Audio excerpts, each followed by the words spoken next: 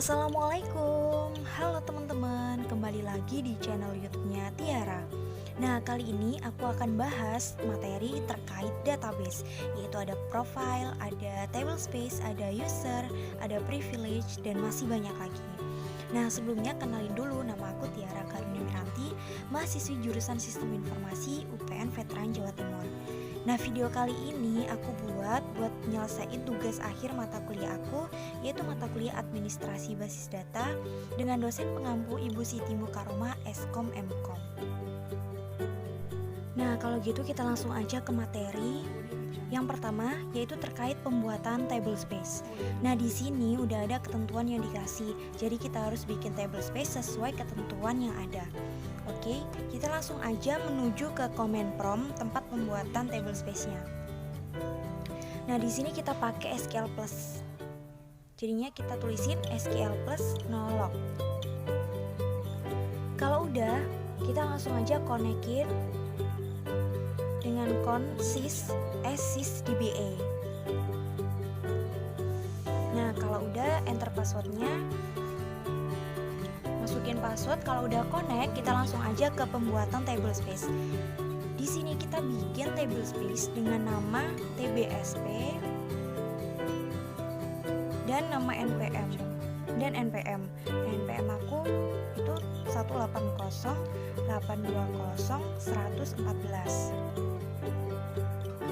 Oke, kalau udah, terus kita kasih nama data filenya itu tbsp 01.dbf. Jangan lupa formatnya itu dbf, dan jangan lupa juga buat ngasih tanda petik ya. Terus ukuran filenya itu 5 MB dengan auto extend itu disable, dan di sini kita tulisin off. Habis itu extend manajemennya kita pakai lokal. Nah, selanjutnya yaitu segment space manajemennya auto.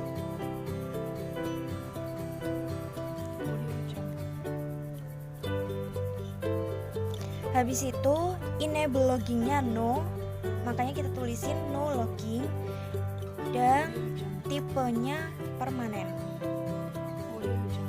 Habis itu extend allocationnya itu otomatis, makanya di situ kita tulisin auto allocated. Nah, tablespace-nya udah create. Kalau udah, kita langsung ke materi yang kedua yaitu profile. Di sini kita bikin profile dengan nama profile manager dengan ketentuan yang udah ada. Nah, profile itu apa sih? Nah, profile ini itu kumpulan batasan untuk akses database resource. Kalau udah, kita langsung aja kembali ke command prompt buat bikin si profile. Profilenya dengan nama profile manager. Jadi kita langsung aja create profile manager.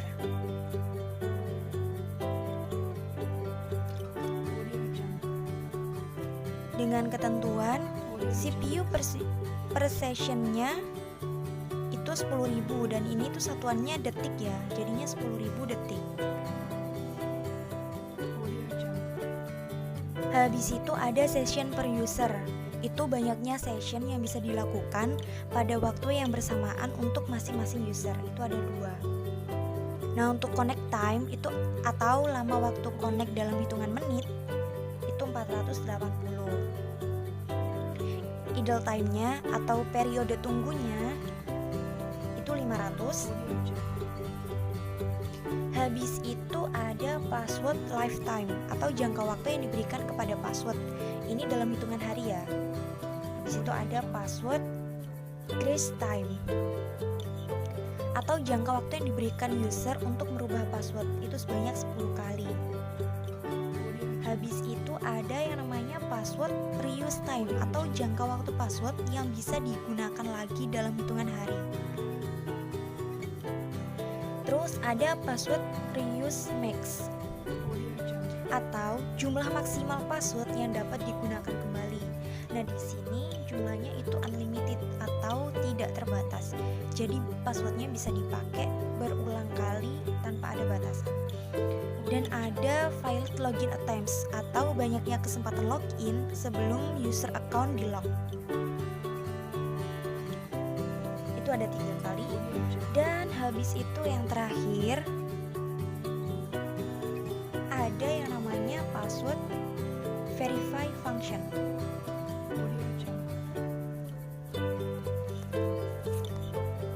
Atau fungsi yang digunakan untuk mengecek password secara komplit sebelum passwordnya diterima. Jadi kayak verifikasi gitu. Nah, profilnya udah created ya. Jangan lupa titik komanya. Habis itu kita langsung ke materi yang ketiga, yaitu pembuatan user. Nah, di sini kita disuruh bikin 2 user. Ada user yang pertama yaitu user nama panggilan. Berarti kalau nama aku Tiara, user Tiara. Terus itu ada ketentuannya juga. Habis itu user yang kedua namanya supervisor. Kita langsung aja menuju ke command prompt buat bikin si usernya. Kita bikin user yang pertama dulu. User yang pertama yaitu user dengan nama panggilan Anda. Berarti user Tiara. Create user Tiara.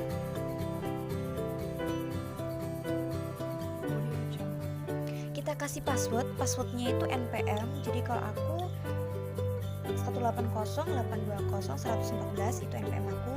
Nah, jangan lupa kalau ini kan angka, jadi dikasih tanda petik 2. Terus buat table space-nya kita pakai table space sesuai nomor 1. Berarti table space TBSP 180820114 itu table space yang udah kita bikin di materi yang pertama tadi. Habis itu ada yang namanya temporary table space.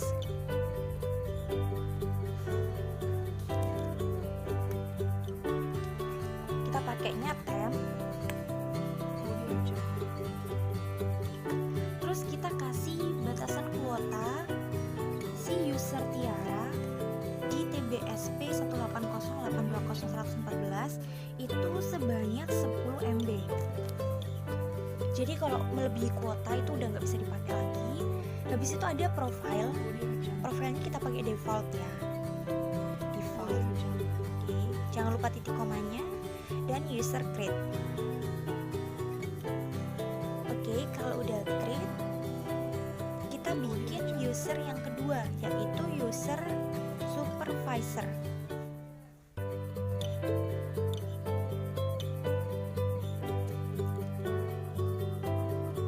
Terus kita kasih password yang sama kayak nama usernya. Jadinya passwordnya supervisor. Terus kita pakai permanent table space-nya sesuai soal nomor 1. Berarti TBSP 180820114. Sekali lagi itu table space yang udah kita bikin di materi yang pertama tadi.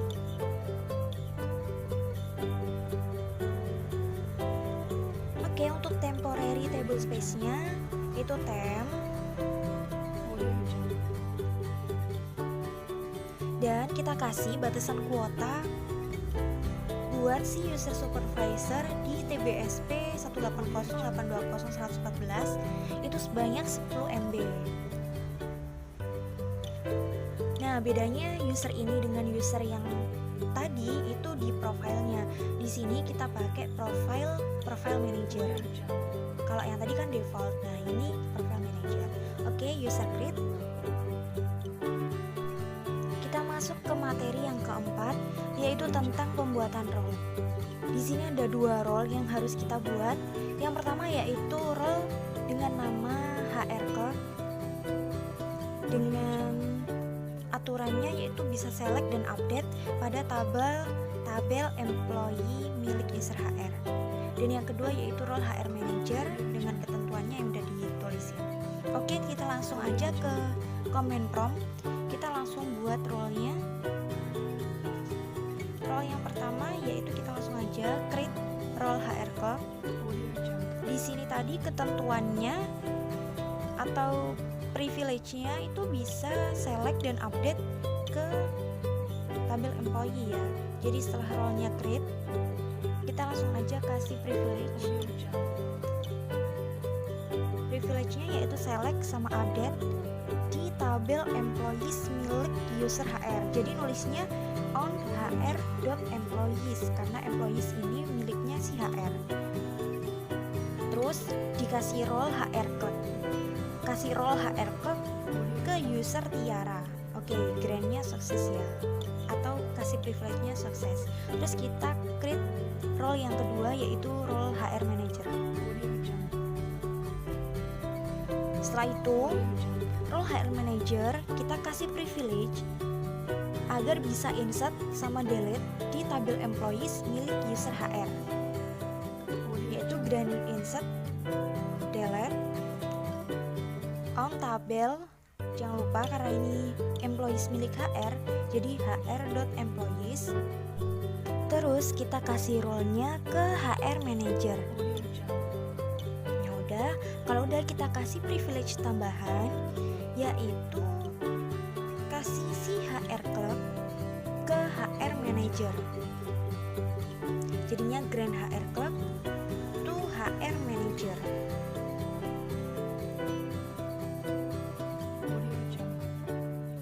Kalau udah, ini kita kasih privilege yang terakhir yaitu diberikan HR clerk ke supervisor. Jadinya grant HR clerk to supervisor.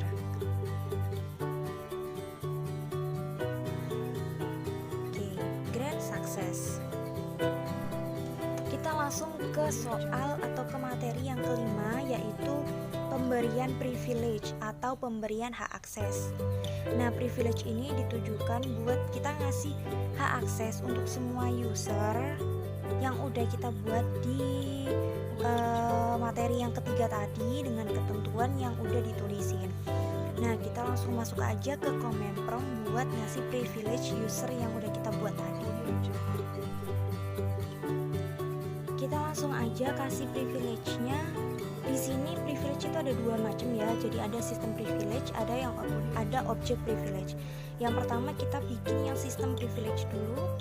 Di sini yaitu privilege-nya bisa connect ke database dan juga bisa buat sama ngisi table.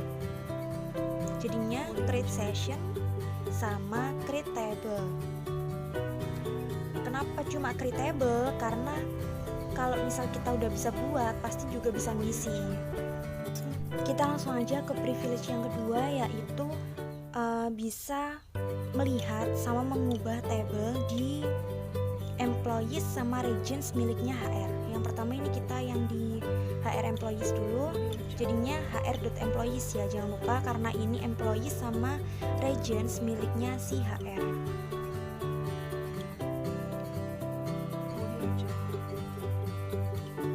Oke, yang kedua kita langsung ke yang hr.regions.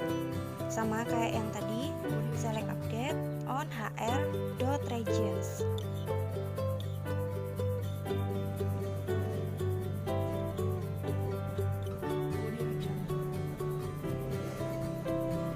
Oke, jadi pembuatan privilege untuk yang user Tiara udah kelar dan sekarang kita langsung aja buat privilege di user supervisor.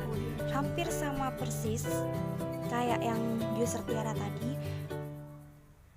Bedanya ini kita ke user supervisor.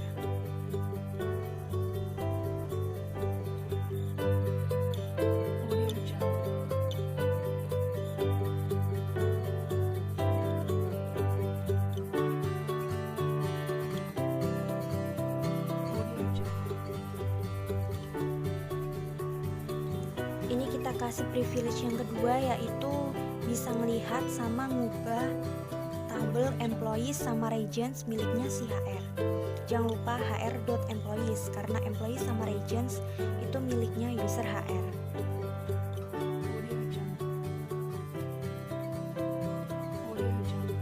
Oke, HR employees-nya udah kelar, tinggal yang hr.regions.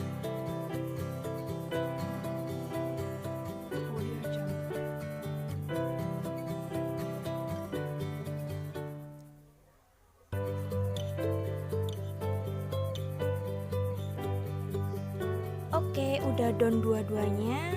Sekarang kita langsung ke materi selanjutnya, yaitu materi yang keenam tentang ini. Yang pertama ada connect dengan menggunakan user nama Anda. Terus ada connect menggunakan user supervisor dan rollback perintah. Oke, kita langsung aja ya.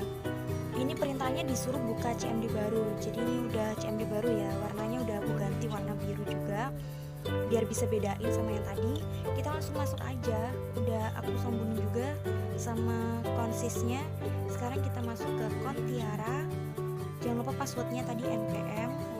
Terus yang pertama ini kita melakukan perintah select. Kita nyoba perintah select. Perintah selectnya ini dari tabel hr.employees. Nah, udah bisa ya, karena tadi kita udah ngasih privilege. Sebelumnya kita udah ngasih privilege buat bisa select di tabel hr.employees.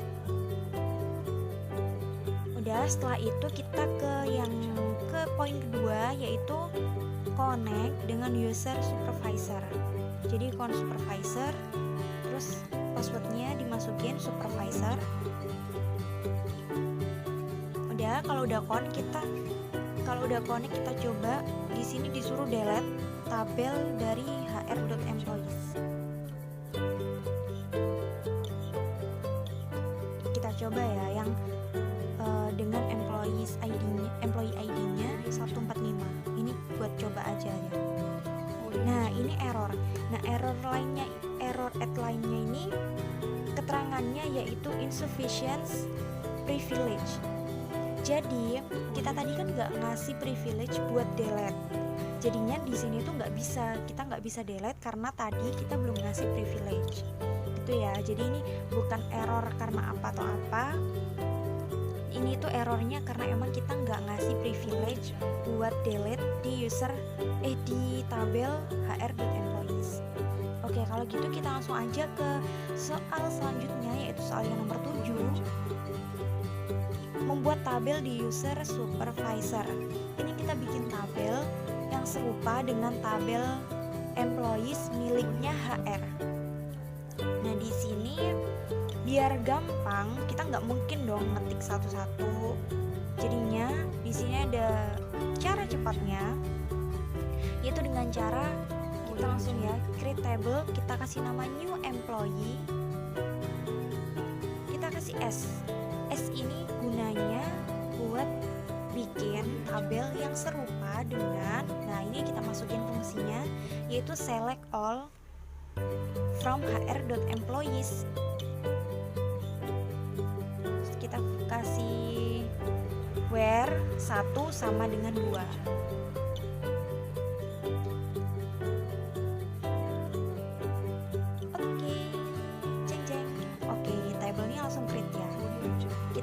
Coba tes dulu beneran ke-create apa enggak dengan cara select all. Oh, sorry dash. Kita pakai dash new employee. Ini buat ngecek tabelnya aja. Nah, udah ada semuanya. Kalau udah, kita langsung masuk ke soal yang nomor 8, yaitu bikin tabel di user nama Anda. Berarti di user Tiara kita bikin tabel baru dengan nama tabelnya data mahasiswa. Isinya itu nanti ada npm sama nama, terus kita isi dengan data teman yang kita kenal. Oke, kita back ke comment prompt-nya. Kita langsung bikin aja kita connect dulu. Kita connect ke Tiara. Udah, kalau udah kita langsung bikin tabelnya dengan nama data mahasiswa.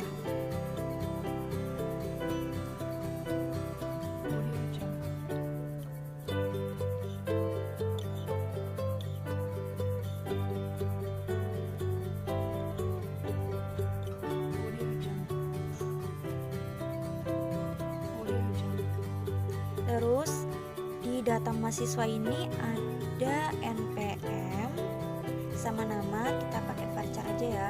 Kita pakai varchar lengthnya 15. Jangan lupa kasih not null. Jadinya si tabel ini tuh harus diisi npm sama nama, jadi nggak boleh nol. Namanya kita kasih varchar juga dengan length 30 not null.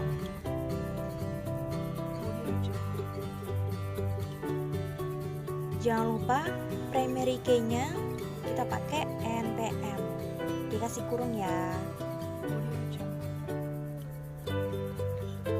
Kalau sudah, jangan lupa titik komanya. Oke, table created. Kalau sudah, kita langsung ngisi data. Ngisi data di tabel data mahasiswa. Kita kasih data npm sama nama ya. Jadinya kita pakai insert into data mahasiswa. Value-nya yang pertama aku pakai nama aku sendiri aja pakai. Jadi npm aku 180820114, namanya Tiara Karunia Miranti.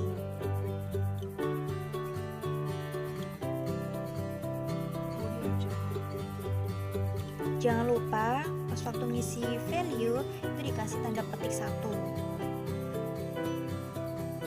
Oke, titik koma, jangan lupa. Udah, satu row created. Kita bikin 2 lagi. Sama caranya kayak yang tadi.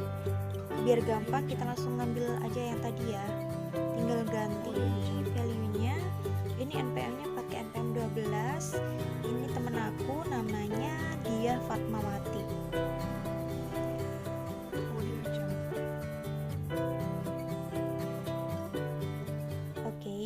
Sudah, kita masukin satu lagi, kita ganti value-nya aja pakai npm 09. Itu temen aku juga, namanya Fariza Nanda Sabila. Oke, dan kita udah insert 3 data di data mahasiswa. Sekarang kita tes dengan cara select all from data mahasiswa.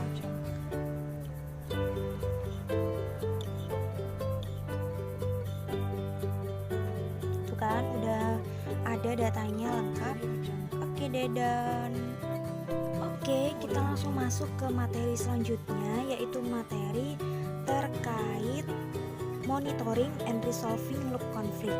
Jadi loop conflict ini tuh sering terjadi di dalam database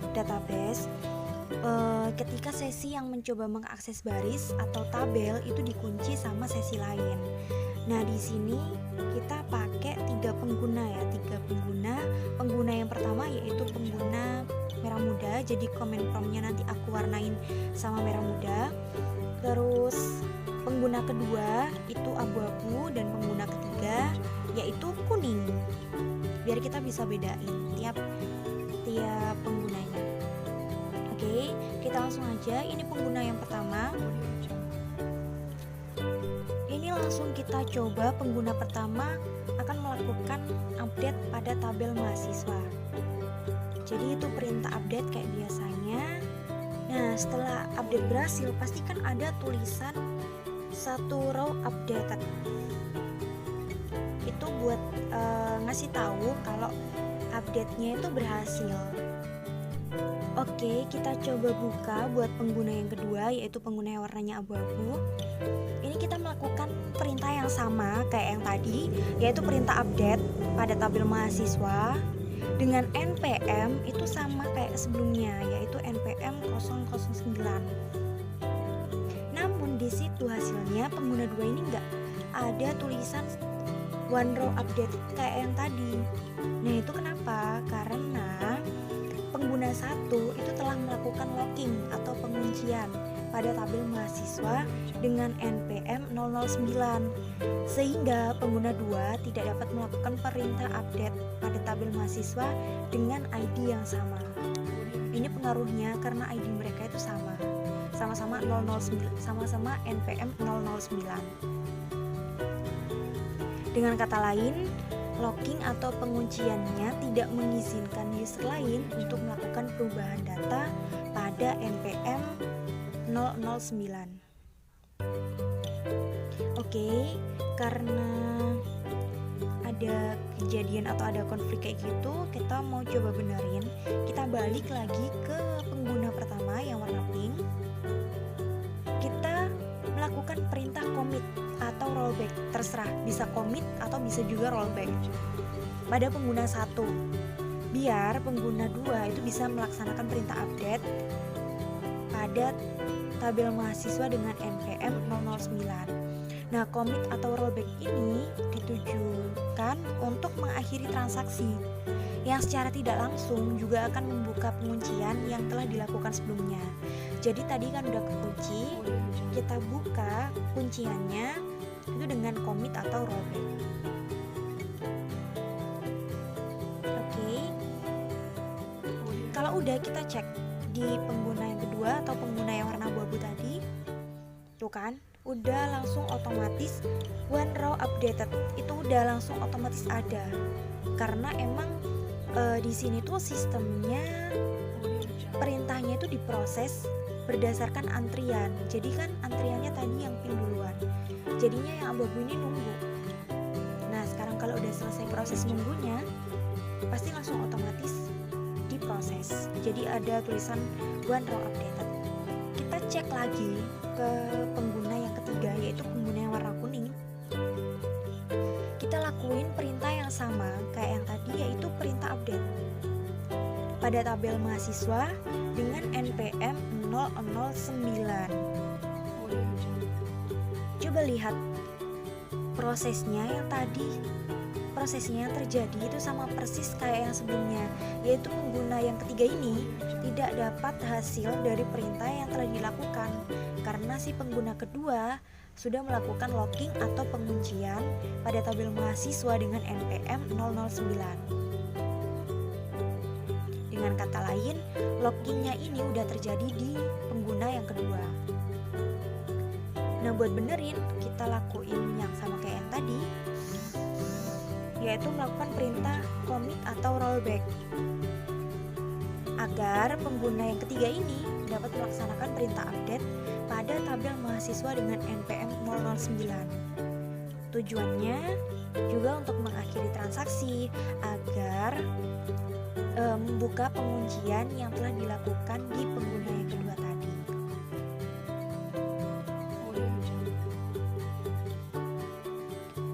Kalau sudah di pengguna yang ketiga ini, pasti langsung otomatis akan ada tulisan one.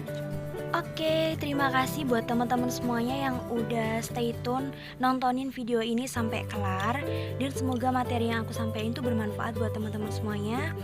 Kalau kalian suka sama video aku, jangan lupa like, komen, dan subscribe biar aku bisa bikin video-video lain yang bisa bermanfaat buat teman-teman semuanya. Assalamualaikum.